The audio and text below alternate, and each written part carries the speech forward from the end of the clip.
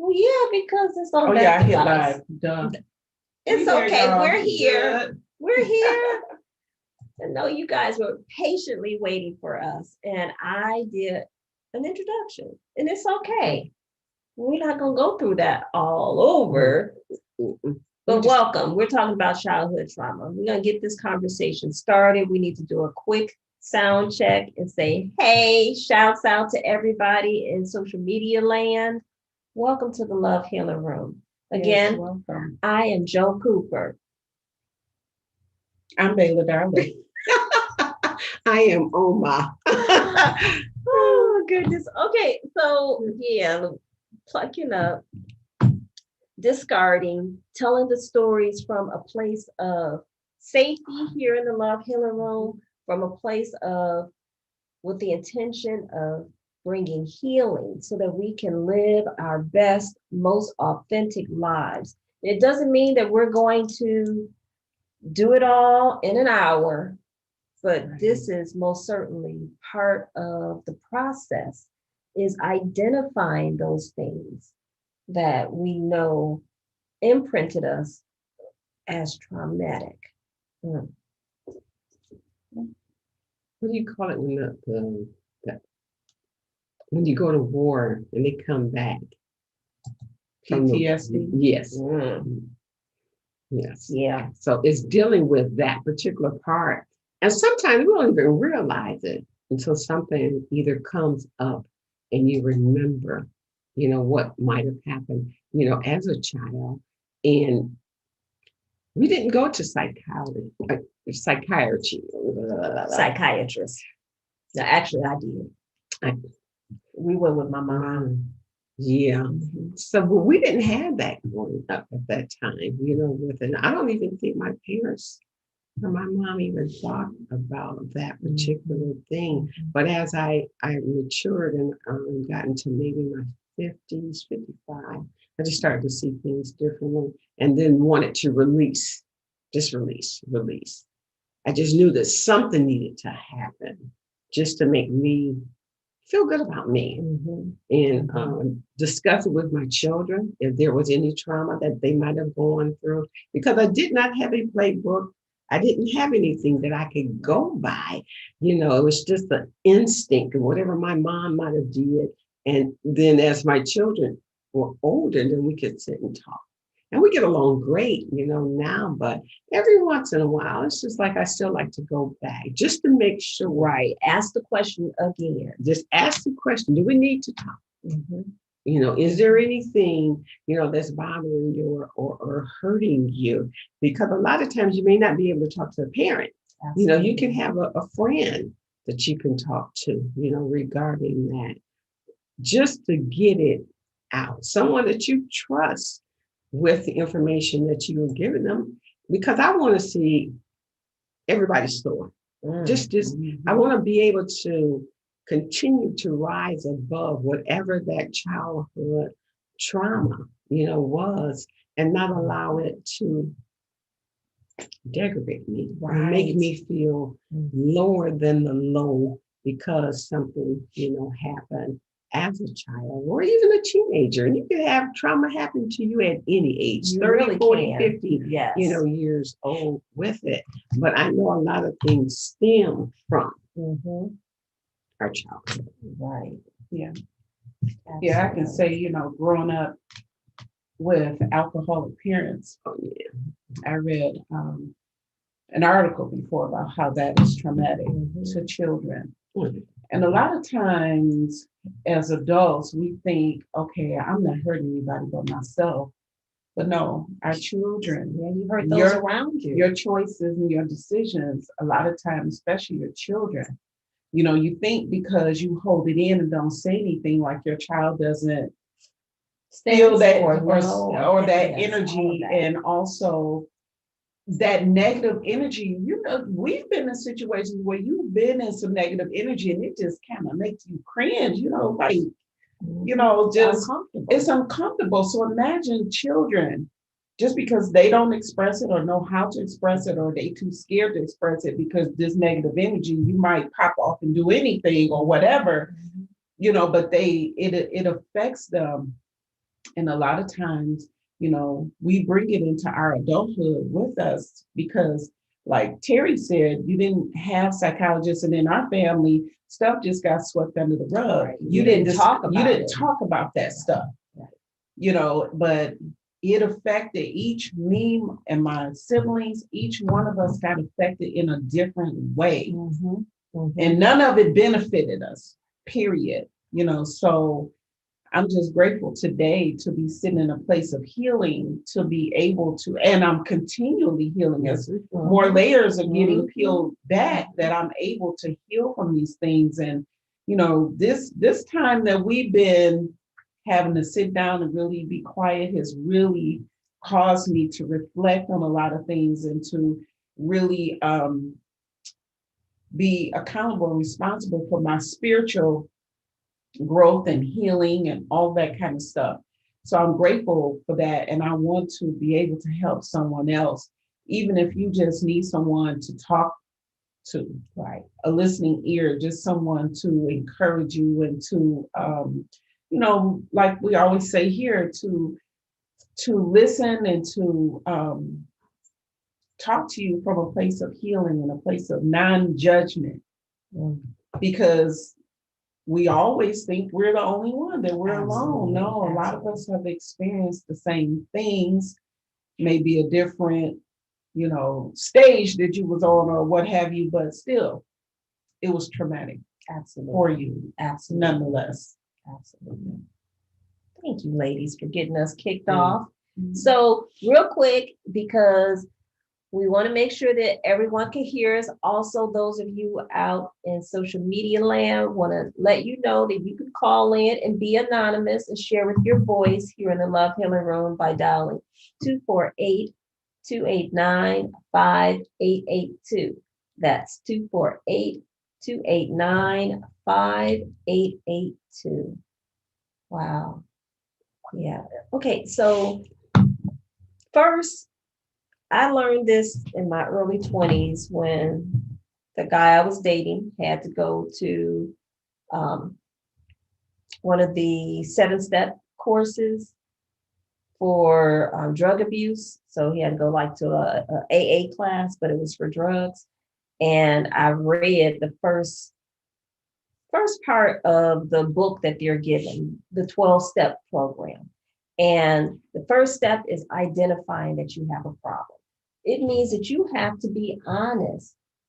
You got to call that thing a thing. So if you were sexually abused, if you were verbally abused, if you were physically abused, emotionally abused, you have to actually identify that happened in order to be able to start healing that story, healing that part of you that received that negative impact, that negative imprint. You have to say it. And it doesn't mean that you have to immediately forgive the person who caused the trauma. It means that you have to acknowledge that it happened so that you can get on the other side of it. And I remember once, well, as a child, I was molested by a family member. And into my adulthood, I was angry. I was angry with her as a child when I wanted her to stop and she didn't want to stop. And I remember feeling angry and not liking her.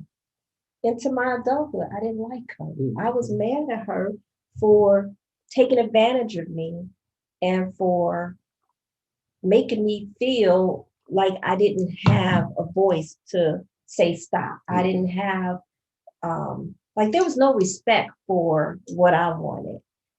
So I was mad at her. I really, it put a wedge in our relationship. So once I realized that if she did that to me, it's because somebody that she loved or trusted or someone did it to her, pretty much. I had to put my understanding in the fact that she was a child also, although she was older than me, she was a child herself. And someone must have introduced that to her and took advantage of her. And unfortunately, I was a victim as well. But I had to forgive her and I had to understand that she was a victim as well. And once I realized that I could then look at her, I could then talk to her, I could then forgive, truly forgive the part that I played in it as a child and that I held on to it for so many years. And it allowed me to have a different perspective with my forgiveness on so many levels. So, and my understanding, again, like I said, we were children. She was older than I was, and I had to be 7 or 8. So I was old enough to, I knew it was wrong, and I knew that I was being taken advantage of. And so once I realized that I didn't like it and I wanted it to stop and I made it stop, it was hurtful because then I didn't like her and that relationship suffered. And it would, it would have 7, Yes, yes. and some 7. children are, even earlier than that. Absolutely. When it happens and, either going to tell, the parent, about it and then trying to figure out, is it true or is it made up? And I didn't tell any adults. We're kids. Mm-hmm. You know what we're told to do, get somewhere, be quiet, but you don't know when you do that, the effect, that it does have on us. So I'm just thinking there was an era, because everybody at some point, was either, molested if it wasn't a family member or somebody with a family, knew, and then you go through then you're going through all of the children in the family, going that particular, but you're still holding on to, that particular person. And I don't know if you're not believing the child, with it. A lot of times that does happen. I mean, you hear stories. Stories are being told. Now that we have social media and platforms where people are feeling safe enough to say that this happened to them as a child and telling so that people can be held accountable, especially when you talk about an adult with a child. And I'm sharing my story to say that it wasn't the first time I was wrongfully touched. It was a man, but this instance with my female cousin, I carried that for years. I'm like, a female cousin molested me. And we think that we're safe because it's a girl. No, not necessarily. No. You don't know what that girl has been exposed to. So parents have to talk to their children and make them feel safe to talk. Because I raised my daughter with this history. So I told her, I know that it's not always a boy that will molest or take advantage of a girl. It could be a boy with a boy. It could be a girl with a girl. You have to, know that you can come and tell me. And then I found out years later that something did happen to her and she didn't come and tell me. So as much as we try and prepare ourselves, we try and prepare our children, there are a lot of reasons why people don't feel safe with sharing when there's been trauma. Yeah. But we have to keep talking about it. Yes. And keep revealing these things so that less and less people will feel like they can't share. Because the most important part is getting that healing. That's the most important part to this whole thing. Absolutely. And like you said, it could be not just women it's men too. And then it spills over again into your adulthood, Yes. your Yes. relationships. Your You have relationships. trust issues, you have rejection issues, you have Mhm. all these different types of issues. Because I know I had rejection issues, Mhm. and I just recently realized how I was affecting my past relationships. Mm. Yeah, yeah. Control issues, Mhm. Just clinginess, the trust. all that Period. kind of stuff. And it affects you. So we need to become whole, and so that we can have wholesome relationships, whether it's a love relationship or work Friendship. relationship, friendship, or what Mhm. have you, you know. Yes. So we've gotten the conversation started, Yeah. and we have, we know that you all are, this is a sensitive subject. Very. Now, you see, I'm getting a little hot talking about it because, but I can talk about, it now, and especially I'm sharing it with the world. I can talk about it from a place of healing and a place of knowing that I was not the only one, unfortunately, because as I stated, I realized that if she did that to me, someone must have done that to her. Now, the trauma, thankfully, it didn't make me hate women. I have some beautiful sister relationships. It did make me not trust people. So I was very suspicious as a young person. I was suspicious, and I decided that if I did anything intimate, it was because I wanted to do it. Mhm. I own that. And maybe because of that encounter, that tempered how I related to people intimately. I wanted to be in control. Mhm. I did. I did a lot of things to try and protect myself in that way. So think about what are some of the things that you've done to protect yourself from that trauma? Because that's big. We all have things built up in us to protect us from being hurt like that again. And you know, growing up when we're in our era, late 60s, early 70s and stuff, a lot of the parents, they didn't have the domestic violence protection like yeah, they have now. right, So a lot right. of times the parents were fighting. We experienced a lot of that.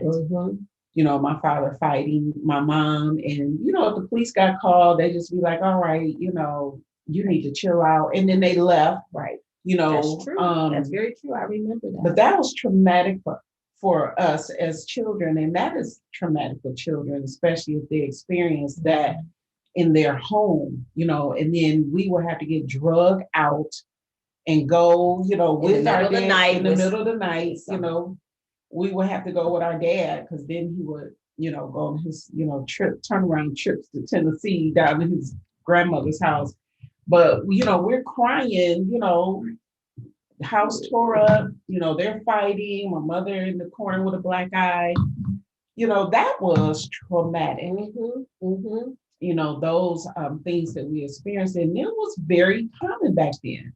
Like you knew at school who got a whooping that night because they had them extension cord webs all on their legs, and trained for gym in the locker room. They got webs on their back, and that's true. I didn't that's traumatic. That's very Some traumatic. of our friends had to lay across the bed, and their parents whipped them like slaves. Yeah. With an extension cord. Now that's one thing and I remember my mom saying to us, you ought to be grateful that I don't whoop you with an extension cord. I don't whoop you with a broom. I don't whoop you with the this and okay. But I'm one of those kids. I got a lot of whoopings that I did not deserve. I got a lot. And I remember my brother's 4 years younger than me. After we would get whoopings, we were both, if somebody did something and didn't admit it, and it was always everybody got a whooping with the switch or with the belt, and sometimes the buckle would hit you. And my brother was kind of fair complexion, so he'd have bruises and the welts, and I would put Vaseline or cocoa butter on his welts, even though I was a little upset because I got a whooping because of him. And we know, we look back at it now, as moms and dads, that it's not right to take one out on the other children because the one who really did it is not going to admit that they did it. And then whoever the sister or the brother is don't want to really tell on that. I'm not going to rat my brother out. Or even if you do, you still end up, but it wasn't right. And a lot of times is what our parents might have been taught. Yes. And then we bring it down and we end up doing that same thing. And then we have to turn around, at least now, own up to it. Take responsibility for it. Go to that child or that adult, because now they're probably 20, 30 years, 40, 50 years old, still holding on to something that was not right, at that particular time. And normally it's a little bitty, it could be who turned on the light switch, or who didn't wash the dishes, who brought the channel on the TV, that had to change that channel. Right. Sometimes it was really, stupid stuff, going on, with it, because I grew up in an alcoholic family. And my sisters, when we each turned 13 at the same different time, I will never drink. I cannot stand hard liquor to this time. And it wasn't until we had the conversation that I did the same thing. That's because of what you experienced. Oh, definitely. I cannot, do that part. But at one point, my mom just stopped. She just went, I think from the time I was 7 to the time I was 16, 17, she just stopped. Your grandma? My grandma. She stopped. And then 2 years later, she died. Wow. So I became the adult of the household, and I had to have guardianship over my sisters and stuff like that. And but the trauma of seeing the alcoholism made you not want to drink. And some people, it would be just the opposite. They would become alcoholics themselves. Yeah, just going. I'm getting. Yeah, absolutely. Yeah. Others do unto them what was done unto you. Right. Sometimes it can go to that extent, also with it. And I just didn't want that for my children. I have 5 of them, and it's just like, no, we're not going through that. So they didn't go too far at all. Aunt, uncle, cousin, nope.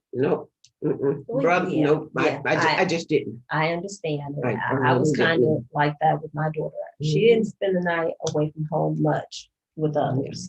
And when she did, I was the parent who I wanted to know who the parents were. I wanted to know who gonna be there, what they doing, who are the kids that are going to be there. That was me.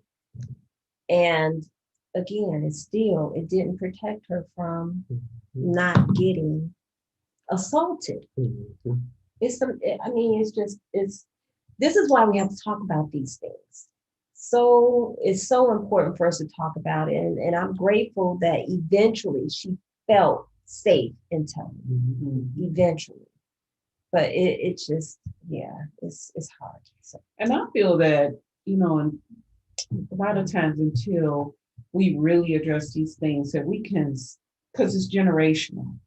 A lot of these generational hurts and pains and traumas that get passed down, I didn't turn into an alcoholic, but I had a high tolerance for alcohol. I think we started sneaking our mom and them alcohol about 9. Wow. They left the little table, after the card party that night. We was, right. You got to clean up, so you take a little sip. Yes. Yeah. So we started early, so it had a high tolerance for alcohol, but just the other behaviors, that affected my life, and it was like sabotage. I eventually ended up self-sabotaging a lot of my life.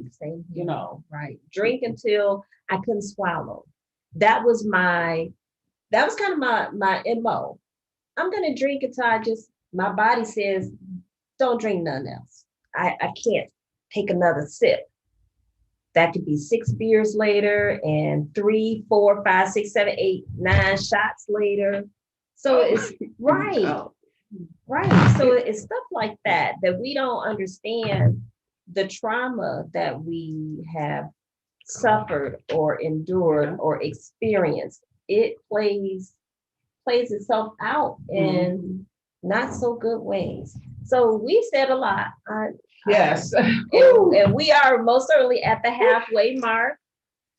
And this is still just the beginning of the healing journey. Yes. So audience, we want to stop Love Healing Room. If there are any secret and silent flutterbys that would like to share, the line is open. And then we got some comments from Facebook too. Shout outs. All right, they're quiet and I understand. It's okay. Barb says, hi, ladies. Hey, Barb. Said, oh, this is a good one. Yes, it is. Yes, it is. And Myron says, hello, ladies. Hi, Myron. And Todd. Hey, Todd. Hi, Todd. Welcome, brother-in-law. Our brother-in-law. Yes. Okay, so yeah. It's the halfway mark, which means that it is open forum. So if anyone wants to chime in, if you have something else that is on your mind, on your heart, that's away from our topic of childhood traumas, you're more than welcome to share. Otherwise, I could talk about these. I know, because I'm peeling back layers. I have so many layers to peel back. And also Jaden says, good evening, ladies, just shouting you out, sending mad love. All right, thank you, Jaden. And welcome. Yes, welcome. Okay, so yeah, back to this childhood trauma. It's like once you pull up and remember, and maybe you share it with somebody, something traumatic that happened to you as a child.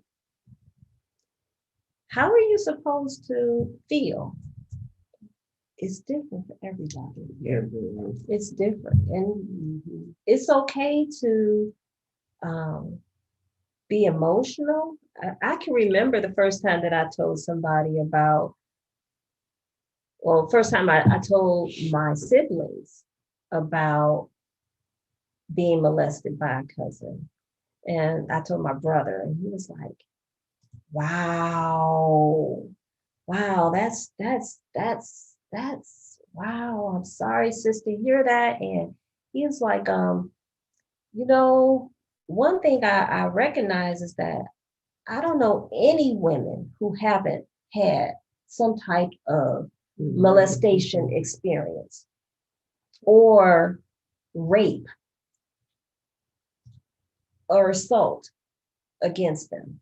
And I'm like, wow, that's scary. And he and I we had this conversation more than 10 years ago, more than 15 years ago, that I finally felt comfortable in sharing. And I don't know what we were talking about that made me share, was something probably completely away from that topic.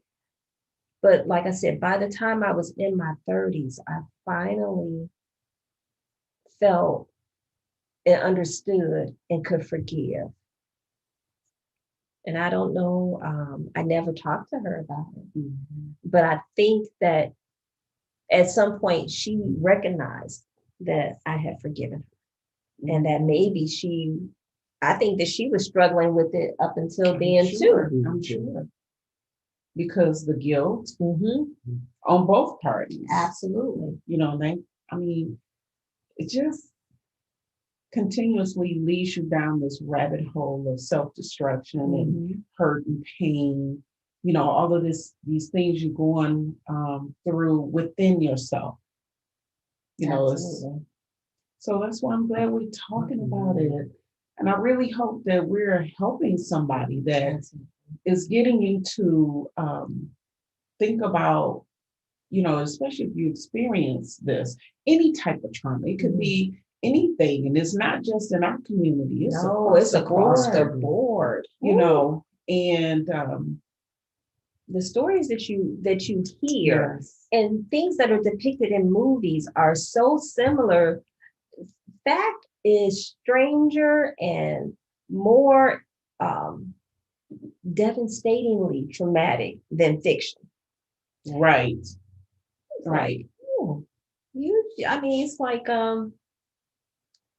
when you watch a movie where an assault is happening, you feel for the actor or the actress, but I look at it like this: that has happened to somebody, or something worse has happened to somebody.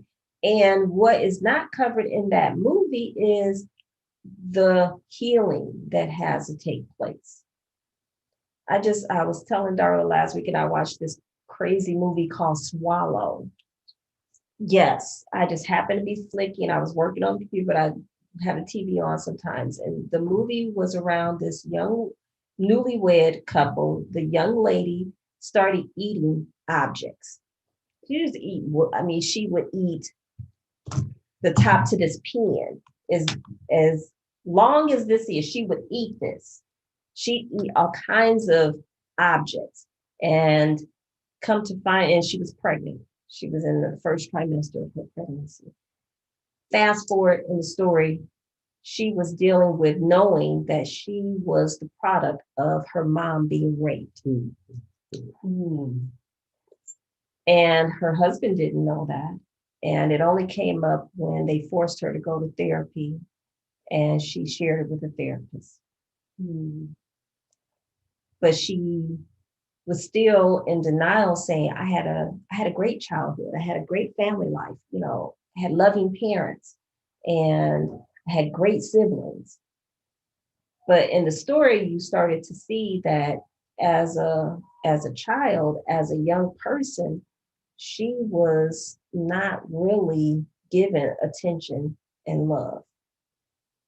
She just happened. Her mom was very, very religious, and so they didn't believe in abortions. So that's why she was kept. That's why she was born. And they didn't believe in adoption, so they didn't give her up for adoption.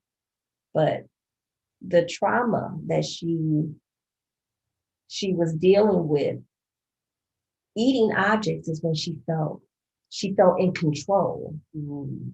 Is when she told the therapist, I feel in control when I eat those things because it's my choice. So as a person, she felt like she didn't have a choice. She didn't choose to be born. I bet you they got that story from a real situation. Absolutely. Absolutely. That's what I was thinking when I was watching it. Yeah, you get these ideas from somewhere. And from the end, she came to terms with how she was born. She came to terms with the fact that her mother didn't love her or want her. Mm-hmm. She came to terms with she was good enough, and she left her husband because she came to terms with he really didn't love her either once he found out the truth. If he couldn't control her, he didn't really want to be with her. So it is important to really identify what your trauma is and then bring it up so that you can heal it. Because a lot of men deal with the trauma of not having their dad in their life. Oh my goodness. Or the trauma of not being able to express themselves. Yes, that's a real Mm-hmm. yes. That they are taught you don't cry, you don't show emotion, but they deal with that throughout their lives, and it affects their relationships. I try to share with some women sometimes because we experience this in our household where, a lot of times, he can't be a husband to you because he don't know how. Or it ain't even about being a husband. Don't know how to have a healthy relationship. Right. You didn't see it. You didn't see it because they don't have the worth within themselves. Mm-hmm. And this is for men or women. When you don't have that self-worth, then we don't know how to give that. And sometimes we overcompensate, to feel accepted or loved or what have you. But, you know, until we get this healing, it's going to touch every area of our lives in a negative way. That's why, again, I'm just grateful for healing. Yes. And for the space, because for me growing up, having an alcoholic grandma, when my mom passed at 7, I became detached. So I'm not going to allow myself to get close to anyone because of the fact something may happen to them. Wow. Wow. But I realized that as I got older, I'm detaching from everything because of that particular thing. I still show my children love, my husband love, and all of that, but I'm not getting too close. I know.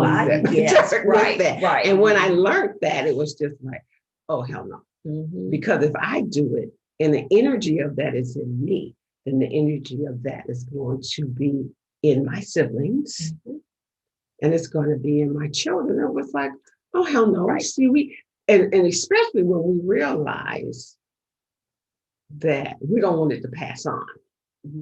Because all of my sisters, we had children out of wedlock, and we didn't want that for our children. Right. We wanted, and we broke that particular thing. It's like, hell to the no, we're not doing that. That's what I do have written down here: healing generational trauma.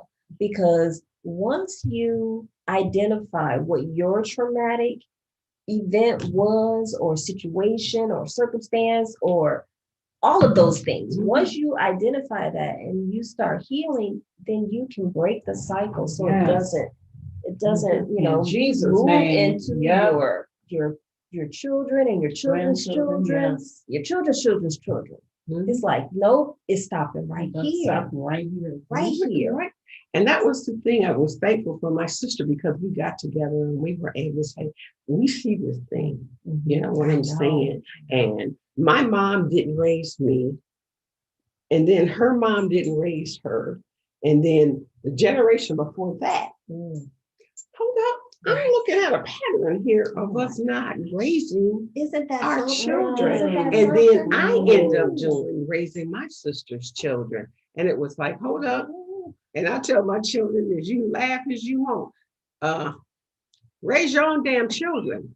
No, raise your own, literally raise your children.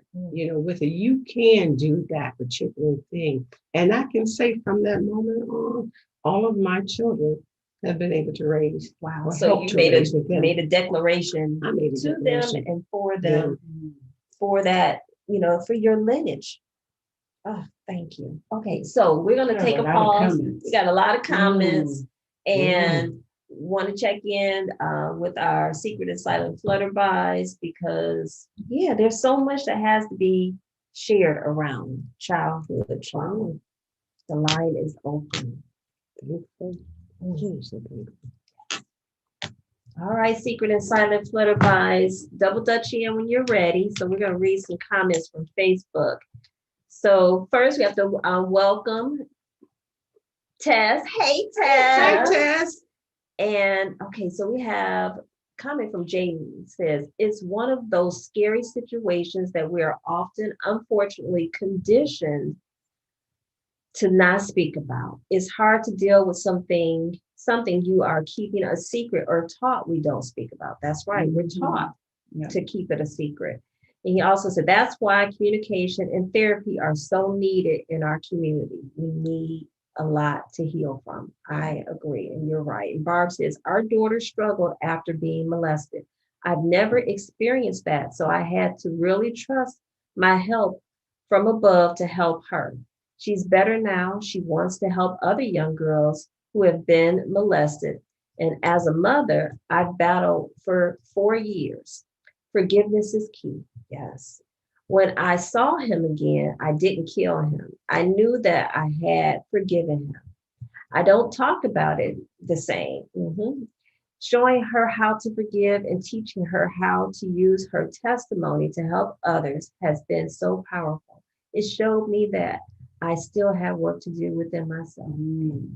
That is powerful. And Armand says, Terry, that's powerful. Unintentional detachment is very detrimental. Yes, especially when it carries over into our personal relationships. A lot of times we recognize it when it's too late. Then we hear you have to do all of this cleanup from a hurricane you never knew you made. Oh, I like that. But that's powerful because a lot of times you deny that you made the hurricane. Yeah. Woo. Yeah. Yeah. That's deep. Yeah, that's deep. And Barb, yes, forgiveness is key, especially when it's possible that you're going to encounter the person who offended Mm. your child, who traumatized your child. But you having forgiveness and standing in the wedge for her is what gives her the power to help herself and yes, to ultimately help others. And to have a healed story. Oh my goodness, a powerfully healed story.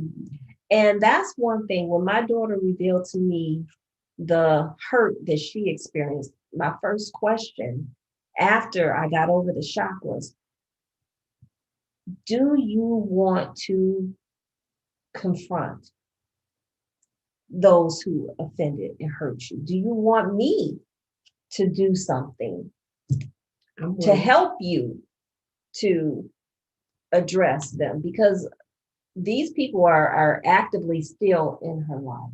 Mhm. You know, she avoided them as much as she could. She's gonna get mad at me telling her story, but she was supposed to come on and she'll get a chance when she's ready.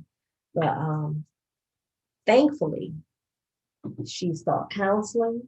Thankfully, she opened up even more to me so that we could talk about it and help her with her healing.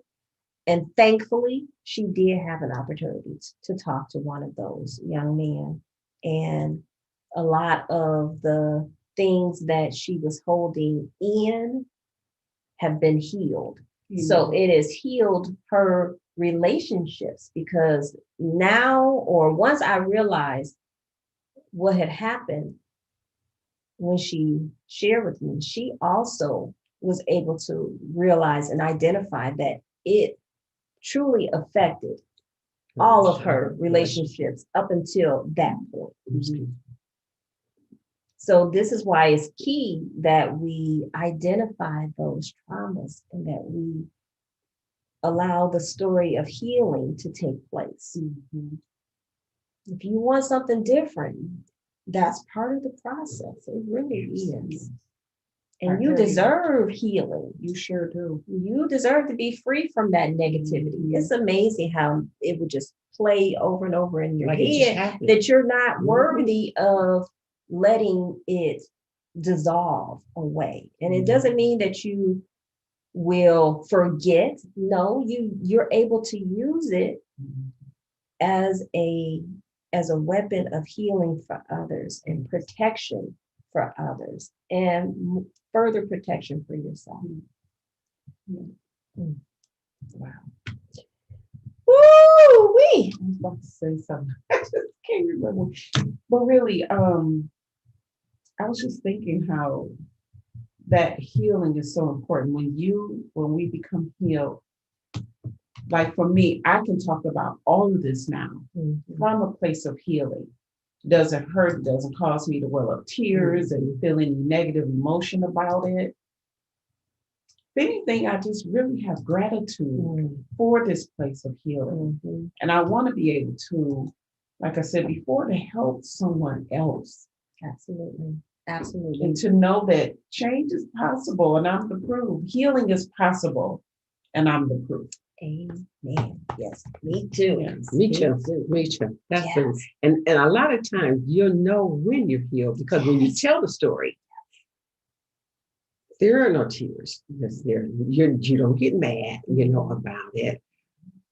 It's just like you finally really feel free. That is not holding you in bondage no longer. Absolutely. It's like Barb said, she don't talk about it the same. Yeah. That's a healed story. Absolutely. Yes. So that good story. Well, Barb gave us another point. Okay, so Barb says, I wasn't taught to be in a healthy relationship. My husband and I are doing it differently. My husband and I are doing it differently. I realized that all of the things that were part of That were put in me. that were put in me was hurting my husband. I had a mouth. I had to make a choice to be different. I chose Christ, and I've been trying to break generational curses ever since. I had my daughter at 19. My mom had me at 17. My husband had his first at 16.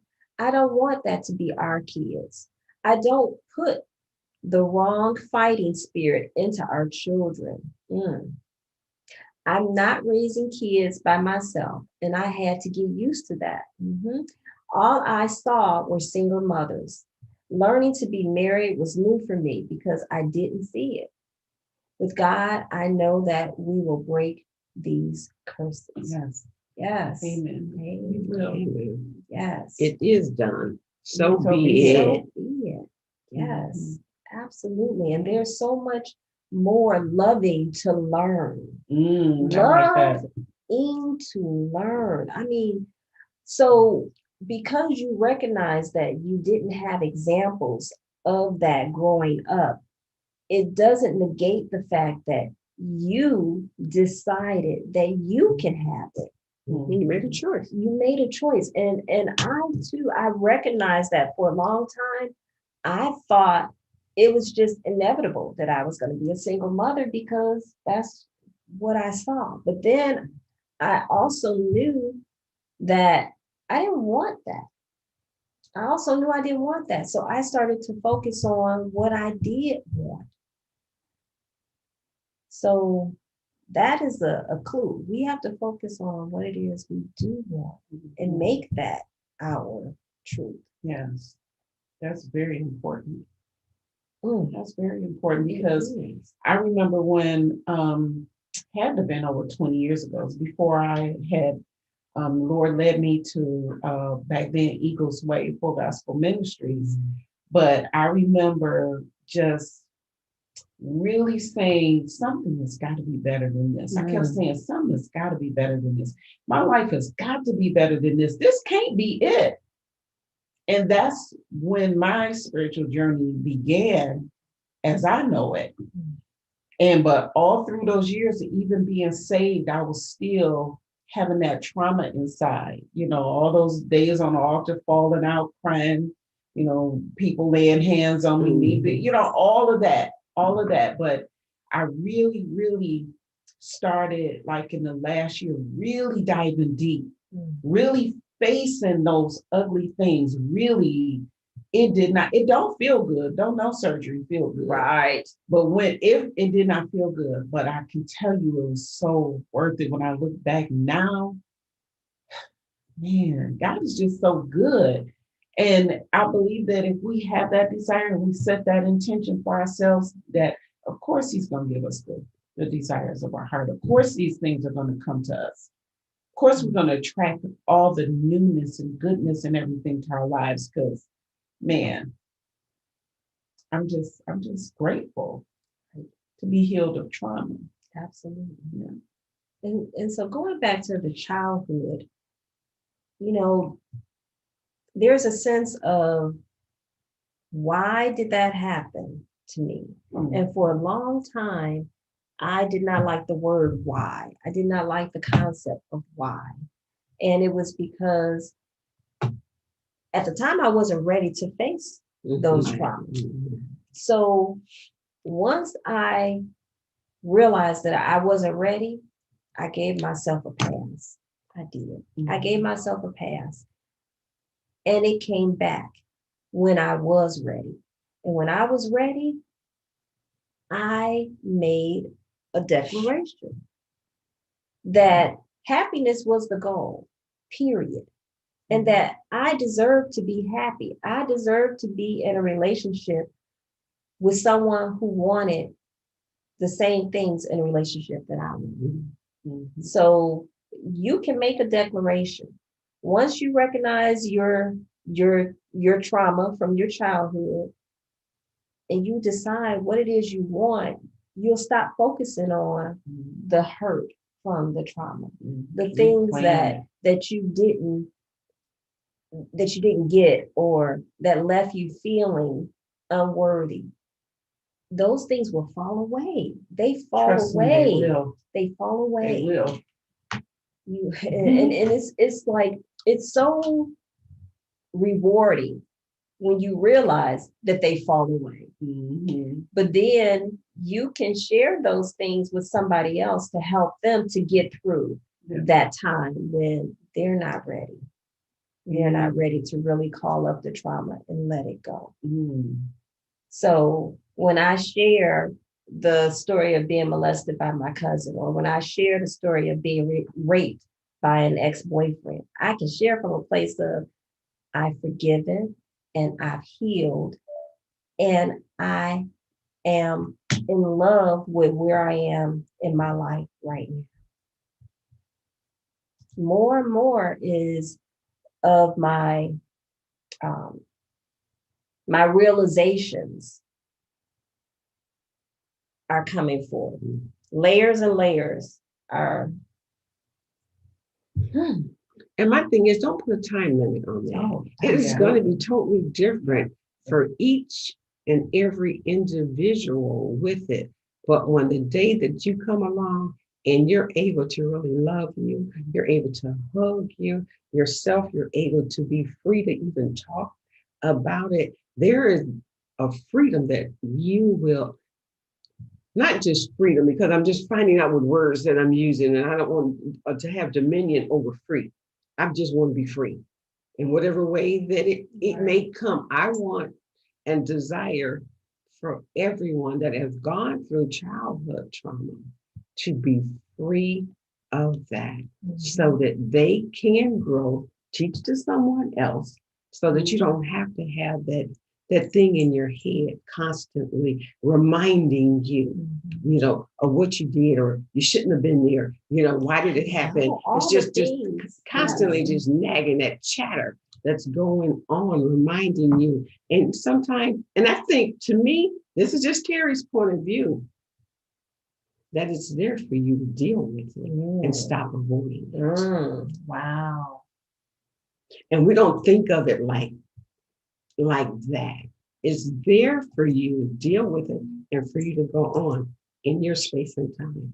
So talk to someone, call us. We're willing to be able to listen. And then you will know when the time is right for you to change that story and you're told something else so that you can be healed. All right.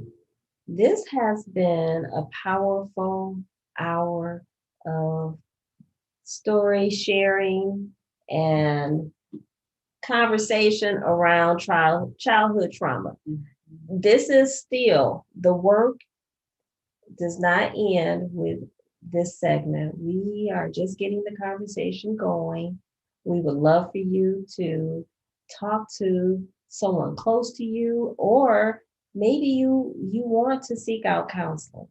There's nothing wrong with getting someone to listen, someone to offer suggestions on how you can heal the part of you that was wounded in any way. There's no weight on trauma. There's no degree line, 1 degree, 2. No, trauma is trauma. Yeah. And you can be free of it. So keep working on it. Don't give up. Seek the help that you need. And so we got some final comments before we get ready to sign off. See, Barb says, I now struggle with trusting women. I saw my mom fight people who said that they were her friends. I saw people break into our home who said that they were our friends, that said they were her friends. I don't have a real female friend that I can call up and chill with. I thought that I was okay with that, but I'm not. Mm. I asked God if He wants me to have a friend. Being raised by someone who is always living in survival mode is traumatic. Yes. It took for me going to counseling to see what really happened during my childhood did to me. The therapist said that I blocked all of the traumatic events out. It was like opening Pandora's box, levels of trauma that I didn't even know was trauma. When you live in trauma, that is your normal, but it's not supposed to be normal. Amen. That's right. You can Barb. call me Barb. Oh, Barb. I'm your friend. And when you are ready, your Yes. sisters, your sister friends are Yeah. going to show up. They're going to show up Yes. powerfully. Trust me. Yes. Trust Well, me. yes, Trust yes, me. yes. They will. Trust Yeah. me. Oh, Mhm. I used to say the same thing. And I would have one friend maybe, but I was always the quiet one. I let my friends do the talking and the living. I would contribute a little bit, but guess what? When you're ready for your sister friends to show up, Yeah. they will do. show up. Show up. Yes. Powerfully, like you said. Yes, powerfully. Yeah. And that goes for men too. Oh, You know, especially me. especially. Y'all need some. You really do. It's such a wonderful, beautiful thing to be able to share with from a male's, Mhm. perspective, on that. Because my husband used to take all my friends and just like, hold up, get your own, with it. But they welcomed him. Derek. They welcomed him with open Yes, arms, yes. with it. And even Sherry Ann, oh, she loved him. It's just like, dang. But we have become great friends, through that particular Yes. thing. She would always go to him, but then years later, after he had in the past, we just clicked, with one another. And she's one of my best buds. Really. So yes, Barb, you can have that. You can. Plus, you desire it. Absolutely. So when you desire it, And when she's ready. and when she's ready, it's going to come to you. So guess what? We are past the top of the hour. But we just want to remind you that we're here Sunday, 6 p.m. Eastern Standard Time. We're going to be here next Sunday. Next Sunday is going to be a doozy. We're talking about escaping unforgiveness.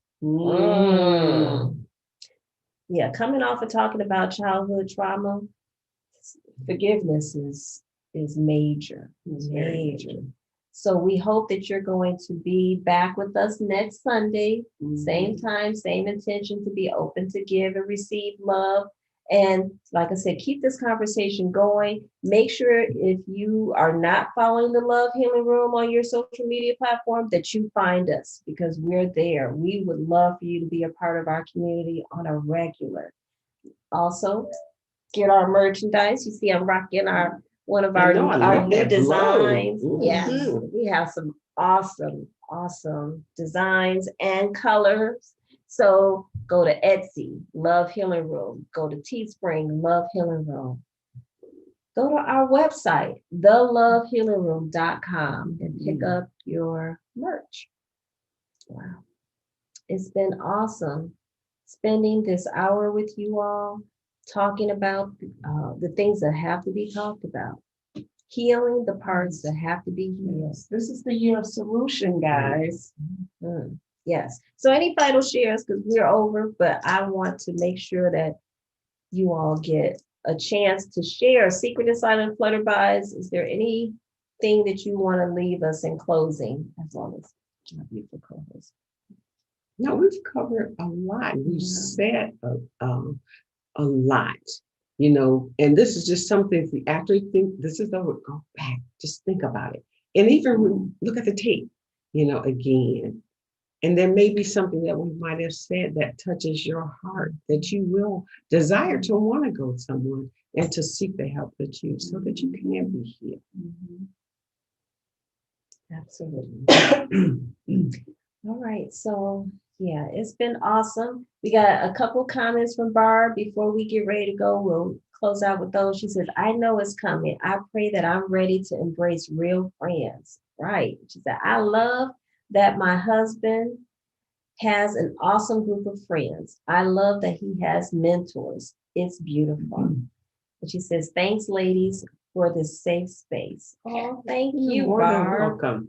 Thank you. And Tess put up big hearts. Thank you, Tess. Love Yes, you. thank you, Mwah, mwah, guys. mwah. All right, beautiful people in the Love Healing Room. It has been awesome and amazing. Thank you, Instagram. Yes, we love thank you. guys. We hope that you all have an awesome, amazing week. Get what you need. Yep. Get what you need. Get what you need. Until next time, we're going to leave you with Yeah. Namaste. Namaste.